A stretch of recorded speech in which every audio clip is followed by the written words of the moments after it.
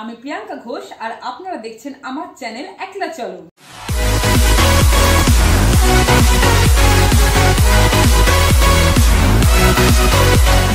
দিদি number 1 Priyanka Ghosh with 79 points. এটা memento শিলার সময় তোমার শৈলীদির, এটা আপনার উইনারের ট্রফি প্রিয়াঙ্কা। টাইটেলটা দেখে আপনারা হয়তো বুঝতেই পেরে গেছেন আজকের ভিডিওটা কি বিষয়ের উপর। আমি আরেকবার দিদি নম্বর 1 থেকে জিতে এলাম, তো সেই গল্পগুলোই আপনাদের সাথে শেয়ার করবো বলে আজকে এই বিশেষ ভিডিওটা আমার। আপনাদের মনেও অনেক রকম প্রশ্ন আসতে পারে যে আমি তিনবার দিদি নম্বর 1-এ কিভাবে গেলাম আর কিভাবে আমি এর সাথে যুক্ত হয়ে দিদি নম্বর 1 থেকে জিতে ফিরে এলাম। তো সেই কোশ্চেনগুলোর একটা একটা করে অ্যান্সার দেবো বলে আজকে আমি আপনাদের সঙ্গে এসেছি। তাহলে প্রথম প্রশ্নটা পড়ছি। মোটামুটি এই প্রশ্নটা সবারই মনে একটা সন্দেহ জাগে, আমার মনেও ছিল যখন আমি প্রথমবার দিদি নম্বর 1 খেলতে গেছি। প্রথম প্রশ্নটা হচ্ছে দিদি নম্বর 1 খেলতে গেলে কোনো টাকা পয়সা লাগে কিনা। এটা হচ্ছে ফার্স্ট, সব মেয়েদের মনে এই প্রশ্নটা রয়েছে। আমি 3বার যেহেতু দিদি নম্বর 1 খেলে এসেছি, তো সুতরাং এই কথাটা আপনাদেরকে বলতে পারবো দিদি নম্বর 1 খেলতে গেলে কোনো টাকা পয়সা কিছু দরকার হয় না। ঠিক আছে, যেসব গিফট পাওয়া যায়, এক মিনিট কাট। তাহলে প্রথম প্রশ্নটা পড়ছি। মোটামুটি এই প্রশ্নটা সবারই মনে একটা সন্দেহ জাগে, আমার মনেও ছিল যখন আমি প্রথমবার দিদি নম্বর 1 খেলতে গেছি। প্রথম প্রশ্নটা হচ্ছে দিদি নম্বর 1 খেলতে গেলে কোনো টাকা পয়সা লাগে কিনা। এটা হচ্ছে ফার্স্ট, সব মেয়েদের মনে এই প্রশ্নটা রয়েছে। আমি 3বার যেহেতু দিদি নম্বর 1 খেলে এসেছি, তো সুতরাং এই কথাটা আপনাদেরকে বলতে পারবো দিদি নম্বর 1 খেলতে গেলে কোনো টাকা পয়সা কিছু দরকার হয় না। একটা বিশেষ কথা আপনাদের বলে দিই, যেগুলো স্পন্সর গিফট সেগুলো আপনারা এমনিই পাবেন খেলা শেষ হয়ে গেলে, কিন্তু যেগুলো নন স্পন্সর গিফট তার জন্য কিন্তু যদি আপনার অ্যামাউন্ট, গিফটের অ্যামাউন্টটা যদি 10,000 এর মধ্যে থাকে তাহলে কোনো টাকা পয়সা লাগে না, কিন্তু অ্যাবভ 10,000 যদি 10,000-এর ওপরে যদি হয় তাহলে কিন্তু 30% পে করতে হয়। 30% যেটা আপনি পে করবেন সেটা কিন্তু আপনার যদি ইনকাম ট্যাক্স ফাইল থাকে তাহলে সেই টাকাটা অলরেডি রিফান্ডেবল, যেমন আমার এসে গেছে।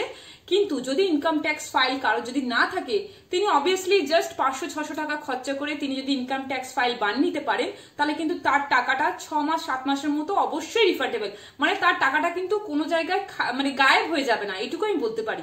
তার টাকাটা তার অ্যাকাউন্টে আবার নির্ধারিত সময়ের মধ্যে চলে আসে, এটা হচ্ছে প্রথম ব্যাপার। এবার দ্বিতীয় প্রশ্নটা পড়ছি। দ্বিতীয় প্রশ্নটা এইটাই যে রচনাদি যেরকম আমরা দিদি নম্বর 1-এর সেটে দেখতে পাই, রচনাদি যেরকম দেখতে বা যেরকম টাইপের, রিয়েলি কি তিনি সেরকম দেখতে? আচ্ছা, এই প্রশ্নটার উত্তর আমি দিদি, রচনাদি একদম সেরকম টাইপের, তবে মেকআপে তো থাকতেই হয়। মানে আমরাও যখন পোডিয়ামে দাঁড়িয়ে থাকি তখন আমাদেরও তো মেকআপ হয়, ড্রেস আপ হয়, ঠিক আছে, A to Z হয়, সেটা তোমরা দেখলেই বুঝতে পারবে। রিয়েলে আমাকে দেখছো যেরকম, সেই দিদি নম্বর 1-এর গেমটায় তখন দেখবে একদম ফিট ফাট, তো তাদের তো অলরেডি মেকআপে সবসময় থাকতে হয়, এটুকু বলবো। তবে রচনাদি রিয়েলে খুবই সুন্দর দেখতে, একদম স্লিম। তিনি তার খাওয়া দাওয়া একদম টাইম টু টাইম করেন। একদিনে দিদি নম্বর 1-এর সেটে 3টে করে এপিসোড হয়, মানে 3টে শো তিনি একদিনে করেন। সকালবেলা একটা, দুপুরবেলা একটা, আবার বিকালে একটা। মানে তার চিন্তা করো যে তার কতটা বড় খাটনি। মানে একটা আমাদের যে শোটা হয় না, তুমি ভেবো না যে দিদি নম্বর 1 শোটা যে তুমি 1 ঘন্টা টিভিতে দেখছো 5টা থেকে 6টা, সেটা কিন্তু 5টা থেকে 6টা আমাদের ওখানে কিন্তু 1 ঘন্টার আমাদের শোটা হয়নি, কেটে কেটে কেটে কেটে তবে জিনিসটা 1 ঘন্টায় এসেছে। 3 ঘন্টা ধরে আমাদের শোটা হয়েছে। মানে আমাদের যে থার্ড প্রশ্ন এটাই এসেছিল যে যে গিফটগুলো ওনারা দেখায় যে দিচ্ছে সেই গিফটগুলো কি আসলে পাওয়া যায়? অবশ্যই, একটা কথা আমি বলবো, অবশ্যই গিফটগুলো পাওয়া যায়। আর গিফটগুলো প্রচন্ড ভালো কোম্পানির থাকে, মানে এরকম না কোনো চাইনা প্রোডাক্ট বা কোনো আতিপাতি কোম্পানির গিফট বা কিছু। যে যে গিফটগুলো দেওয়া হয়, আমি তো তোমাদেরকে গিফট দেখাবো, আগেও দেখিয়েছিলাম কি কি গিফট পেয়েছিলাম আমার আগের ইউটিউব ভিডিওতে। তো অবশ্যই প্রত্যেকটা গিফট ভালো কোম্পানির দেয় এবং প্রত্যেকটা গিফটই পাওয়া যায়। আচ্ছা, ফোর্থ কোশ্চেন এখানে এসছে যে দিদি নাম্বার 1-এ কিভাবে চান্স এলো। আচ্ছা, কিভাবে চান্স এলো যদি বলি, অডিশন, খুব ভালোভাবে অডিশন দাও। আমি যতবারই গেছি, একবার বোধহয় ফেসবুকে অডিশন দিয়েছিলাম, অনলাইন যেটাকে বলে অনলাইনে অডিশন, সেটা একবার দিয়েছিলাম, সেকেন্ড বারটা। কিন্তু প্রথমবার আমি বাঁকুড়াতে গিয়ে ভোর 3টে থেকে লাইন দিয়ে 11টার সময় আমি চান্স পেলাম, মানে ওখানে অডিশন দেওয়ার। তো অতটা টাইম মাটিতে বসে পেপার বিছিয়ে অন্ধকার, তখন অনেকে প্রায় 3-4 জন অনেক এসেছিল সেই সময়টা, মাটিতে পেপার বিছিয়ে বসে 11টার সময় অডিশন দিয়েছি। তার প্রায় 1.5 মাস পরে আমার কল এসেছিল, 1.5 মাস পরে, যে আপনি দিদি নাম্বার 1-এ যান। মানে তখন তো হাত পা ঠান্ডা হয়ে গেছিল পুরো একদম। আচ্ছা, সেকেন্ড বারটা বললাম অনলাইন অডিশন দিয়েছিলাম। আর থার্ড টাইমটা আমাদের খড়গপুরে স্বাধীন ক্লাব বলে আছে, মালঞ্চে একটা ক্লাব, তো সেই ক্লাবে এই অডিশনটা হয়েছিল।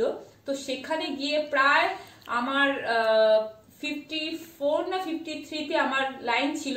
সেখানে গিয়ে দাঁড়িয়ে অডিশন দিয়ে তবে তার 7 দিন পরে আমার ফোন এলো যে আপনি দিদি নাম্বার 1-এ সিলেক্টেড। তো সুতরাং অডিশনটা সবাই ভালো করে দিও। আমার কাছে যেসব কমন কোশ্চেন গুলো এসেছিল সেগুলো আপনাদের সবার সাথে শেয়ার করলাম। যদি আপনাদের মনে কোনো রকম কোশ্চেন থাকে তাহলে অবশ্যই আমার কমেন্ট বক্সে গিয়ে আমাকে অবশ্যই কমেন্ট করুন বা প্রশ্ন করুন কোনো বিষয় নিয়ে বা কিছু, তাহলে আমি আপনাদেরকে অবশ্যই বলে দেবো। আর চলুন আমি দিদি নাম্বার 1 খেলতে গিয়ে কি হয়েছিল বা কি ঘটনা, কিরকম টাইপের অনুভূতি, সেটা আপনাদের সাথে শেয়ার করছি। দিদি নাম্বার 1 খেলতে গিয়ে যেসব ঘটনা ঘটেছে, ঠিক আছে, সেগুলো আপনাদের সাথে, সেই গল্পগুলো আপনাদের সাথে করবো বলেই আজকে এসেছি। সেই গল্পগুলো কিন্তু সাধারণত খুব একটা কাউকে শেয়ার করতে আমি দেখিনি, তো সেগুলোই আপনাদের সাথে শেয়ার করব। মোটামুটি আমার শো ছিল 9টা থেকে, আমাকে 6:30টার মধ্যে ওখানে এন্ট্রি হতে বলা হয়েছিল, 4টে শাড়ি, ম্যাচিং জুয়েলারি নিয়ে। তো আমি মোটামুটি 6টা 20-25-এর মধ্যে স্টুডিওতে পৌঁছে গেছিলাম।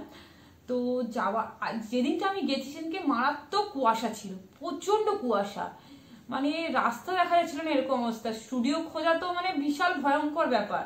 সবাইকে অ্যাড্রেস, চা দোকানে ভোরবেলা শুধুমাত্র চা দোকানই খোলা, চা দোকানে সবাইকে জিজ্ঞেস করে করে করে করে স্টুডিওতে পৌঁছেছিলাম।